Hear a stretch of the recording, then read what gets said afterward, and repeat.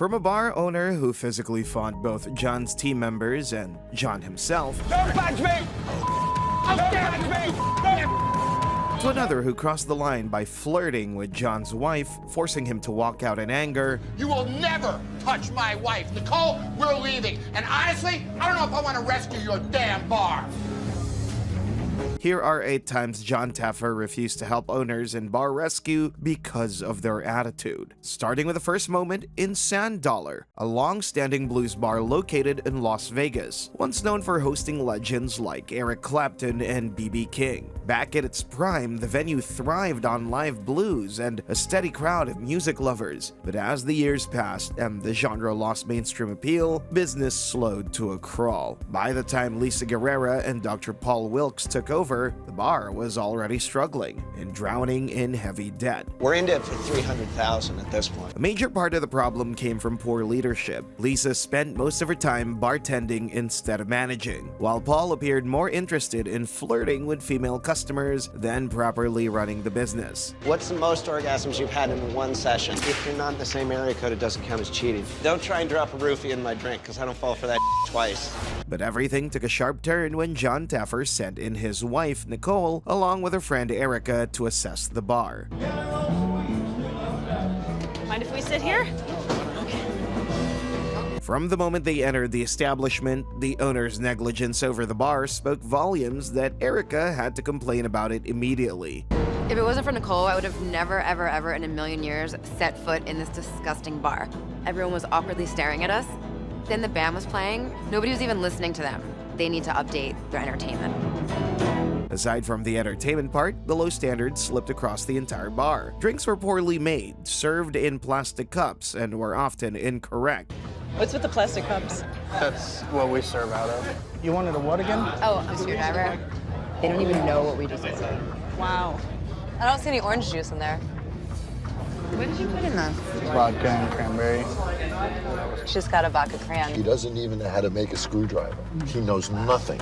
The bar itself looked worn down, dirty, and completely out of touch with modern expectations. Not long after placing orders that never came out as expected, things escalated. Paul began making inappropriate comments and eventually put his hands on Nicole while speaking crudely. Just mad, but I'm good. Yeah, I bet you are. Are you serious? Get those bags of sand out. We need a beach. Do you always talk to women like that? I have no filter, okay? Or put in one finger or two. Odd even color. Oh, that's disgusting. Even after she made it clear that she was married, Paul was still persistent with his inappropriate words. Just from looking at the bend of your arm, I can tell you what your vagina looks like. That's disgusting. So if you bend your arm, you go like that. That's like grade A vagine. Ew, that's If someone bends their arm and it's all like jacked up. Which got Jon extremely angry as he watched another man hitting on his wife, all in the name of recon. Oh, Wow! starting to piss me off now. We have a winner. Oh, I'm gonna lose it. Jon might have tolerated disrespect from bar owners or poor management, but that nasty move from Paul was the total breaking point for him. Within seconds, Jon fiercely stormed into the bar and confronted Paul. Unsurprisingly, Paul acted indifferently, as if he never did anything wrong. But then, from the tone of Jon's voice, it was evident that he was clearly outraged, not just as a host, but as a husband. I can't watch this anymore, guys. I've seen enough. Hey, Doc! I'm watching you hit on my wife and disrespect her. Is that the way our relationship is gonna start? Listen, I'm not hitting on your wife. If I were hitting on your wife, we'd already be out of here. The fact that Paul made an inappropriate approach towards Nicole, which was disrespectful enough, and even acted unhinged about it, got Jon upset the most. And that was when he made the decision that no one ever saw coming. And I know exactly what you're up to. You will never touch my wife. Nicole, we're leaving. And honestly, I don't know if I want to rescue your damn bar. Nicole, let's go. Although Jon would later return after an apology, the damage had already been done. The incident even led to a lawsuit, with Paul claiming that he was told to act the way he did by the producers and assaulted by Jon. But then the case didn't escalate any further because it was eventually settled out of court. While the Sand Dollar was a battle of respect, the second moment was in Fairways Golf and Grill, when the bar faced a health risk that was worse than anyone could imagine. The bar was owned by Richard Jordan, a former finance professional who had spent a decade in accounting before chasing a dream of owning a bar. I was 15 years old. I pretty much picked up my first golf club and fell in love. Decided I want to bring golf into my work. He bought Fairways, invested in a $40,000 golf simulator, organized bingo nights, and tried every marketing trick he could think of to draw the crowd. Yet the business still wasn't yielding much profit. As a result, the bar fell $150,000 into debt. Richard was forced to return to his accounting job just to keep the bar afloat, leaving his assistant manager, Michelle, to run daily operations. From the surveillance camera, Jon Taffer already noticed something was wrong with the kitchen and the overall environment. The room was dark, damp, with trash lying around the entire kitchen, and for Jon, it was practically unsafe to consume the food from such an environment. Open ceiling. Look at the bugs. Disgusting. Now this is the grease out here. What owner makes their employees work in these conditions? They don't care. To make sure everything worked out, Jon brought in a health inspector named Steve Blovat for the recon. Also, Brian Duffy and Phil Wills were sent in as spies to check out the bar and get enough information that they could work with. For a start, the bartender had a very poor attitude that felt a bit unwelcoming to the customers. And then one of everything else. Okay. Beautiful. And when the camera shifted to the kitchen area, it was a worse sight to behold. Kelvin, the chef, handled raw food and other food items without even washing his hands, and the sight of his cooking bowl could literally make anyone throw up. Clearly has raw product, raw pork, mind you. What raw food is he touching now? There's no sanitation. There's no hand washing. There's no gloves being used. Oh, look at that. That bowl has not been cleaned since this place opened. The tea drop. Oh. And they're putting that over food. With a dirty environment and a chef with unhygienic cooking skills, it was obvious that the recon was going to be a horrible experience. While Duffy was served bloody meat, Wills threw up after taking a drink. Just so you know, medium doesn't bleed, so I got bloody medium. Oh my God, he threw up. Even worse, when Steve and Taffer walked into the kitchen, they noticed the pipes were leaking and dripping into the food prep area. This is what's dripping on your food and gonna burn your restaurant down. While still inspecting, they found out that the grease filtration system had not been cleaned in years. Raw chicken was sitting on the counter, left out in an unsafe temperature range. All these were because of the chef's negligence in taking care of the kitchen he cooked in. However, when they thought they had seen it all, they noticed black mold all over the floor and walls, posing a potentially fatal health risk. Look at the mold all over the floor. There's 3 significant areas of mold. Oh! This isn't healthy for you, let alone... Get out of here! And deep in the walk-in cooler, there were actual mushrooms growing out of the moisture and rot that had built up in the fridge for years. Is this walk-in? Oh, me. No way! This is a fort. Oh! Dude, you got mushrooms growing in your walk-in! Look at this! Oh my God. Get the out of here! Get the out of here! This is unbelievable! The kitchen mess and the health hazard were just too much to bear. Jon angrily left the kitchen, and on getting to the bartender's table, he threw down all the dishes placed on it. Check, Steve, let's leave! I gotta have this tested. If this is black mold, we are all in trouble. I'm out of here! This place is dangerous, for Christ's sakes! Nobody eats this frickin' food! The bar's terrible condition was so awful and disgusting that fans who watched the episode let out their anger and disappointment with the bar, saying, "The mushrooms growing out of the wall? Grossest episode ever." And, "Kevin seriously made me mad. He was so ignorant and rude and oblivious to how his job should be done." Although Jon attempted to show Kevin how his poor culinary standards were hurting the business, Richard became defensive. He's been a great cook. He cooked bad chicken. Throw it out! I have faith he's never served bad chicken. Moreover, after last night's event, it was expected that the kitchen would be clean. Surprisingly, it was still as bad as Jon Taffer meant it. Out of frustration, Jon gave them an ultimatum to get everywhere clean. Gotta clean this before I can start training, guys. Every chance that we have to save you is getting smaller and smaller by the minute. I'm giving them 3 hours, and that's 3 hours more than I should give them. Clean your kitchen! And then he told his team that they had to step back from rescuing the bar. For him, this was no longer about saving a business, because even if he did, the lives of many customers would be at risk. And besides myself, if Steve says to me, we can't cook in here, we can't start training tonight, guys, and we're done. We can't turn this place around. Richard eventually realized that Jon was serious enough to leave them, and that was when he had the bar cleaned up. Only then did Jon return and continue the rescue. While Fairways' danger hid in filth and neglect behind the scenes, the third moment happened in the next bar, which played out openly in chaos, but in a more disgusting way. Royal Oaks in Youngstown, Ohio was one of the oldest bars in the state. At the time, the brothers John and Louis Kennedy bought it in 2000. They made $500,000 in their first year, and it looked like they made the best decision of their lives. But trouble was already brewing. Ohio's steel industry had been declining for decades, and by 2008, the recession hit Youngstown hard. Jobs disappeared, people moved away, and businesses began shutting down. Royal Oaks felt the impact deeply. This place went out of business. That place went out of business. And the people left.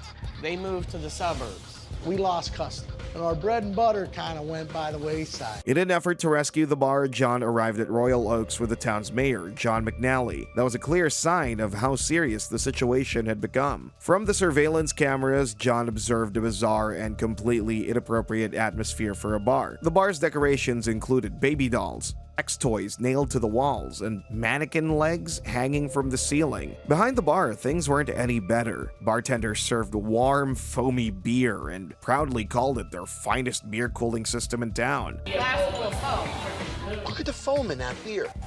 This system hasn't been serviced in years. It's kind of warm. Yet it says Youngstown's finest beer cooling system. They don't even have the resources to make it better. Meanwhile, instead of focusing on the failing business, Louis and Jon were busy shouting and making vulgar comments at each other. I mean, my brother's an ass, but he somehow managed to make words. You know what the real housewine is? My brother. Jon never does anything. Mother. What? He's out of his mind. My brother's a pussy. Seeing what was going on, the 4 local women Jon sent in as recon were so uncomfortable with the brothers' behavior that they left the bar without even touching their food. Even worse, Louis pulled his shorts down in front of customers. At this point, Jon had seen enough and went straight into the bar to confront the owners. Jon, will you just shut the up? When Jon confronted Louis Kennedy, all he did was laugh. John Kennedy, on the other hand, was obviously drunk and couldn't even reason appropriately. Neither of them took anything Jon said seriously. This is freaking serious, and if this is a joke to you, then tell me, because it's not a joke to me. And that means you don't take your pants down. This man is months away from losing his house. And you can't even freaking see me, you're so damn drunk. I am. Listen, this is Youngstown. You work hard, you play hard. The argument escalated, and Jon said he would not save the bar since the owners weren't sober at all. And then he did something he rarely does. He walked out. I won't save your ass when you're like this. Guess what? Not only will I not lose my house, I will not lose this bar. Look in there. See the face of your son? Then drink it, ass.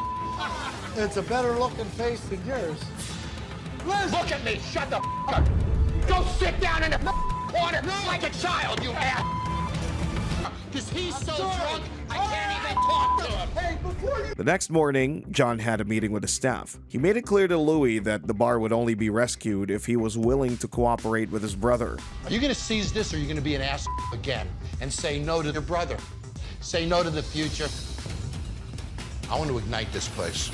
If that's why you're here, we can go to work! And only after that direct confrontation, the brothers finally reconciled and committed to working together, which made Jon approve the next step for rescuing the bar. But we gotta get through that. Help me. It's all. Just help me. I know it's worth it. I know it's worth it. Tell him you can do this. I can do this.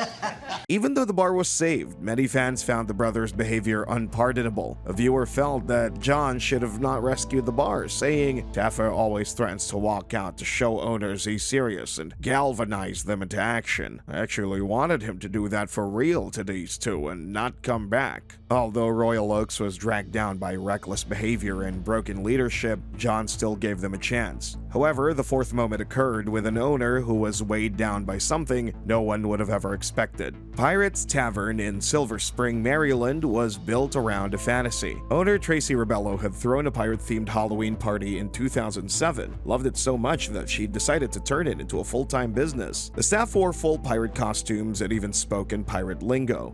We're real pirates. We don't really have a captain, and we just drink and we party all the time. No, tell me I do my job. I do my job. It felt more like a themed attraction than a functioning bar. By the time Jon Taffer arrived, the bar had been losing money for 5 years straight. Tracy had sold her house and was living in her parents' basement with her husband and daughter. The debt had climbed to nearly $900,000, and still, the pirates played on. To understand how the bar operated, Nicole was sent in for the recon. However, the staff recognized her and put on a performance for her visit, acting unusually attentive and friendly. Hello.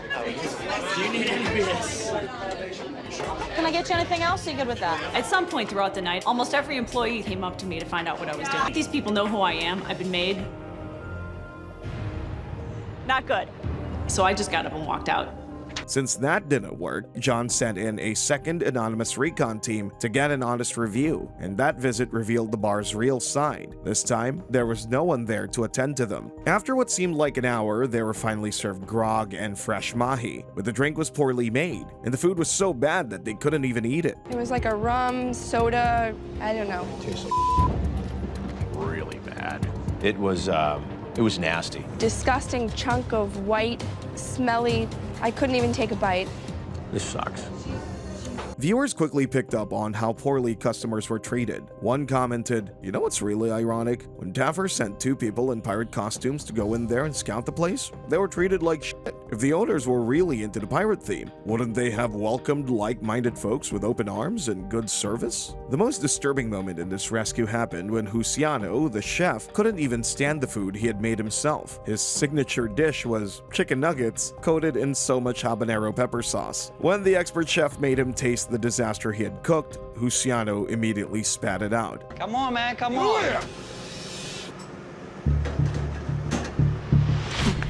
Oh, God.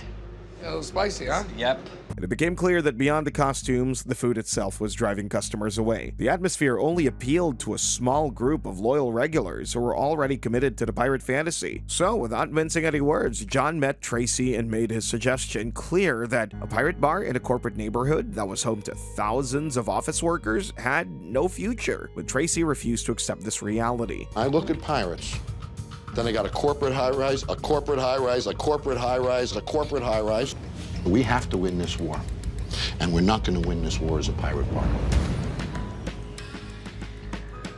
I don't believe in throwing the baby out with the bathwater. I think there are changes that can be made. I don't think that the essence needs to be sacrificed for that. You will fail with pirates. He also made it clear that he would not continue unless Tracy agreed to scrape out the pirate theme entirely, because the rescue completely depended on her decision. If we were in St. Petersburg, Florida, we could talk about a family attraction. There's no pirates here. So completely and totally changing every aspect of this that has survived for 5 years. Yes, if anything flew from the skies out of nowhere to help you, it's me. If you don't take advantage of this, you'll never forgive yourself. After some hesitation, she agreed to move forward with Jon's plan. You'll never forgive yourself. In my wings.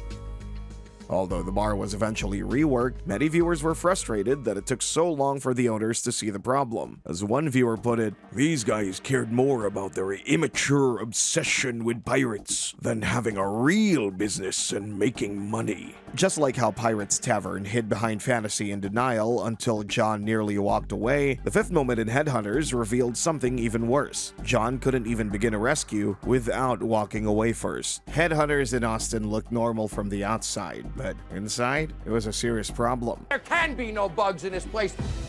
After 35 years, I found it. This is the worst bar I have ever seen. Steve Ritchie had opened it in the early 2000s. After leaving a career in engineering, he positioned it as a fetish-themed tiki bar and live music venue in the Red River district, and at its peak, the bar made over $67,000 a month. But as more music venues opened around it, the crowd drifted away because Steve stopped maintaining the place. By the time Bar Rescue came in, the bar was losing money and sitting on huge debt. I've invested my life savings in this, $250,000 plus 10 years of sweat equity. If things continue this way, we're gonna be done. Before even stepping in, Jon felt uncomfortable about the bar's nasty reputation, so he decided to go in with Nicole himself during the recon, rather than send her alone. And her first observation of the bar was really awful.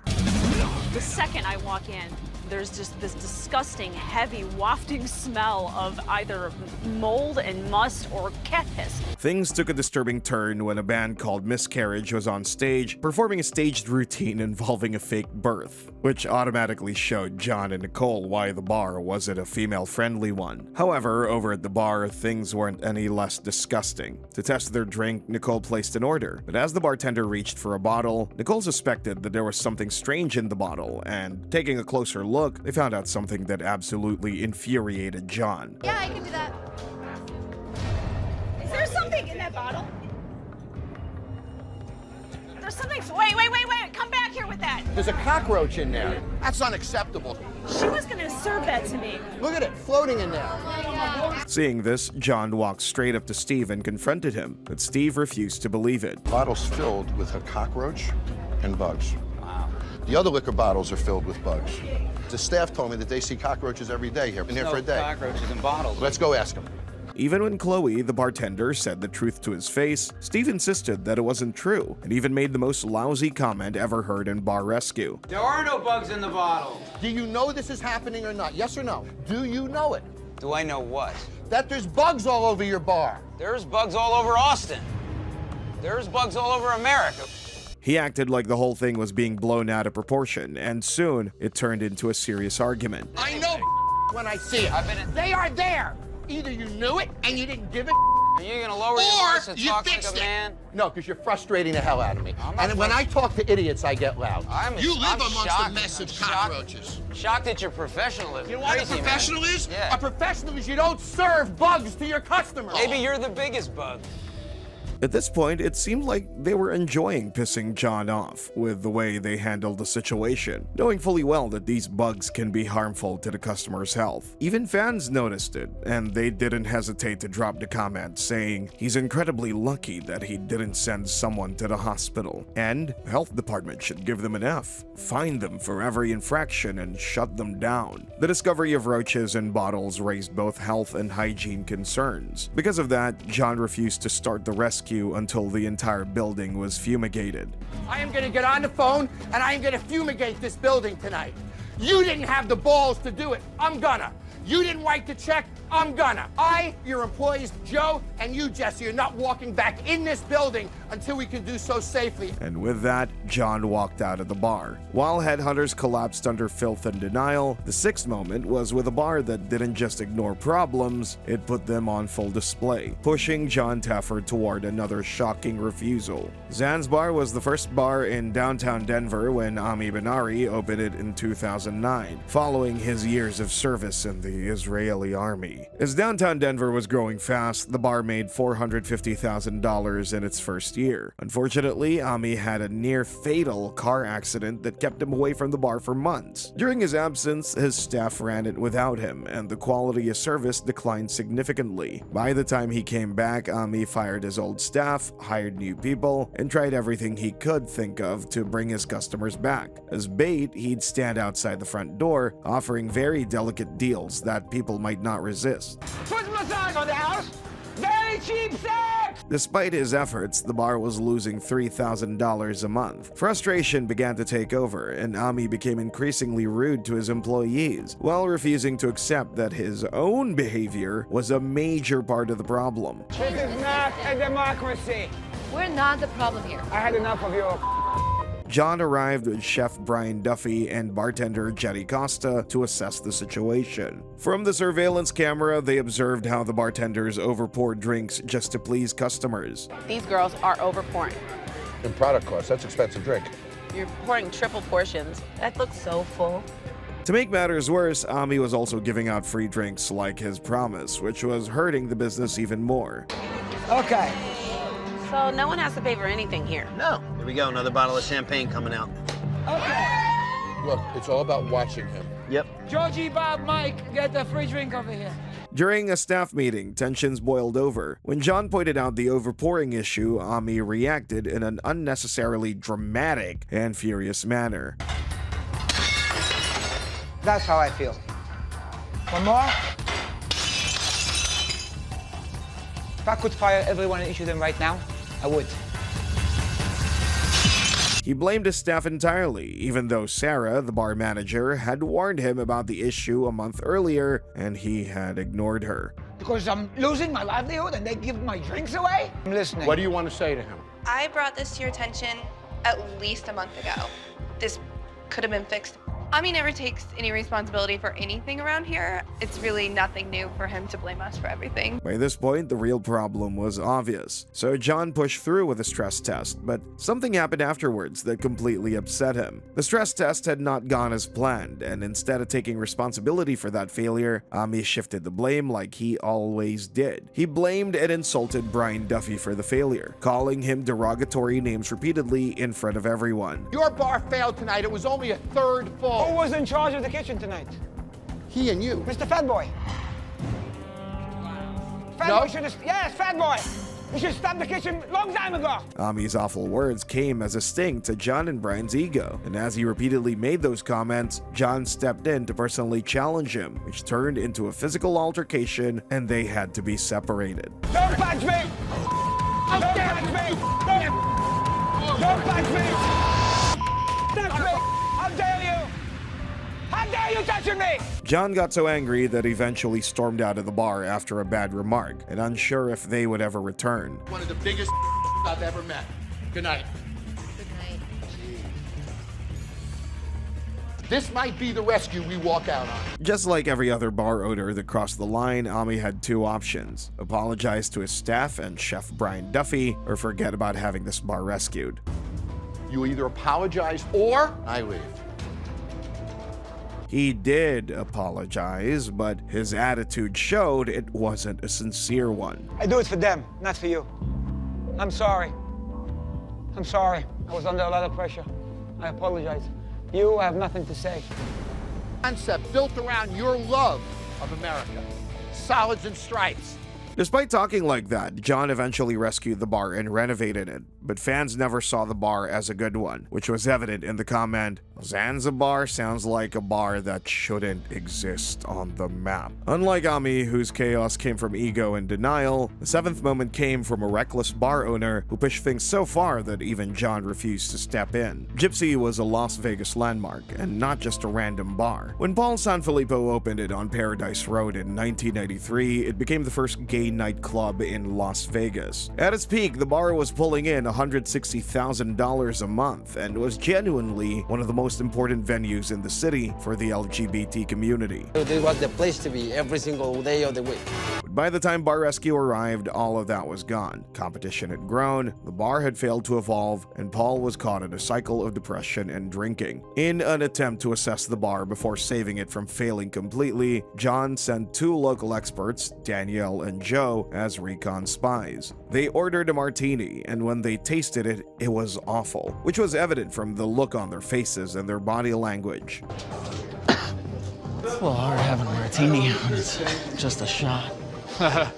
We don't have any vermouth. However, that was just the beginning of the problem. The moment that defined this episode was when Paul kept on screaming at Brandon, the bartender, demanding to play some Janet Jackson, and threatened his job when Brandon hesitated. What? Put Janet on or you're fired. Put her on your self. You own the jukebox. Why is she a nasty bitch? Because you made me this way. Bitter and angry. Paul was drunk in his own bar, screaming at staff and making inappropriate advances towards them in front of customers. Livio, dude, what are you? I'm not sure what's going on over there, but... When Brandon finally told Paul to stop, he responded unexpectedly and scarily. You're getting paid for doing nothing. Stop yelling. All right. Oops! What the hell was that? Paul didn't show any sign of remorse, which looked like something that wasn't new in that bar at all. Instead, he blamed his staff for his own actions and got more violent and irrational. Why did you throw the glass on him? If you do your job, I wouldn't have to throw a glass at you. You guys should be fired. Fill my drink. No. Chino, you're a manager, and don't make me ask again. Put some ice in there. You guys are worthless. At this point, Jon couldn't endure watching the chaos going on in the bar any longer, so he walked in and confronted Paul, who was still defensive and never took responsibility for his actions. No, but... Are you losing $15,000 a month here? Yes. You think you're gonna turn that around, cursing at your employees? I think they deserved it. They deserved it. When Jon pushed further, Paul made a very silly demand. This is getting worse by the minute. And you're only gonna get the employees angrier, and you're only gonna make your debt worse. I'm thirsty. And this was the breaking point for Jon, because he would not have a drunk exchange with him. So he decided not to help the bar and walked out. The next morning, Paul was sober and more cooperative, and the rescue continued. But Jon made it clear that he would walk out and never return if Paul did not stay completely sober for the rest of the process. You are drunk while I'm here, I walk out. Okay, deal. I'm gonna hold you to that. Gypsy was one of the most uncomfortable episodes to watch because of how Paul acted towards his employees. Many viewers felt it wasn't just the stress. There may be something more to it. One viewer summed it up saying, "The owner is all messed up." While Gypsy fell apart because of a self-destructive owner, our last moment happened because of JJ's downfall, which was rooted in grief, but it was also terrible to a point that Jon had made a hard decision. When JJ Greuter opened Triple Nickel in Colorado Springs, it had a clear identity as the only rock and roll bar in town, which earned it a loyal local crowd. Was a hardcore success. When we first opened, we were the only rock and roll bar in town. We were bringing in about $25,000 a month. However, things changed over time. JJ experienced multiple personal losses in a short period. After the bar opened, my sister died. She had cancer. Then my mom got diagnosed with cancer.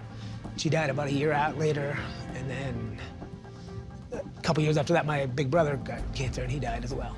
After that, his involvement in the business declined. He stepped away from daily management and instead spent more time drinking at the bar with his staff. Kind of put me in a bad place, and I kind of really just didn't give a anymore. I gave up. It was just too much. JJ had hired a manager, Jacob, but did not give him much authority. As a result, the bar continued to struggle. By the time Jon Taffer arrived, the bar was $150,000 in debt. From the surveillance footage, Jon and his team quickly noticed how poorly JJ treated his manager, often treating him disrespectfully. Wait a minute.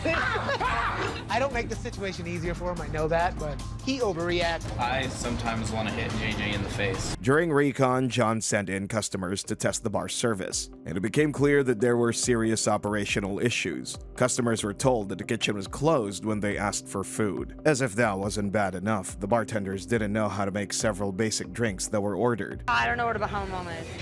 I'll be honest with you, I'm sorry about the menu that I don't know it, but I can do anything else you want me to do. You just told your guests you don't know the menu?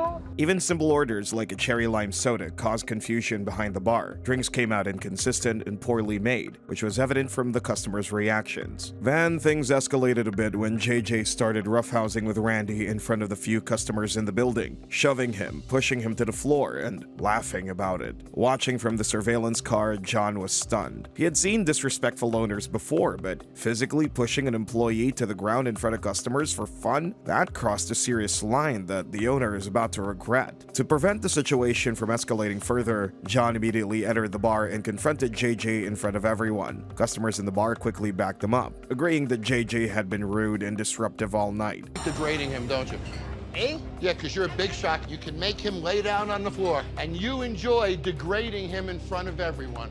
Who here thought he was a jerk for doing that to him? As things escalated, Jon did something he had never done before in the entire series, and it seriously shocked everyone. And then degraded him. Now I degraded you. How do you like it? He then ordered JJ to sit on the floor, in the same spot where he had pushed Randy, or he would walk out and that rescue was over. You want me to fix your ass in your bar? Lay down on the floor like he did. Go ahead. Do it, ass. Put me on the floor. This is getting awkward. Lay down on the floor. I'm not getting on the floor. Then I'm not rescuing your bar. Although JJ hesitated for a while, having to choose saving his bar over his ego, he sat down on the floor. Everyone thought that Jon would start the rescue immediately, but what he did was really unexpected. He sent Randy home and walked out of the bar. Get out of here now so there's no fights. Go home. If you humble up, I'll help you tomorrow. Good night, everybody. JJ needs to feel what it's like to be bullied. Jon's decision was final. The rescue would not continue unless his behavior changed. Everyone felt the weight of JJ's nasty attitude, and a fan referred to the bar as being plagued by a bad owner who cannot be a man, also adding, "There are worse things in this world. Mourn your losses, then start to treat the living with respect," which JJ ultimately failed until he learned his lesson.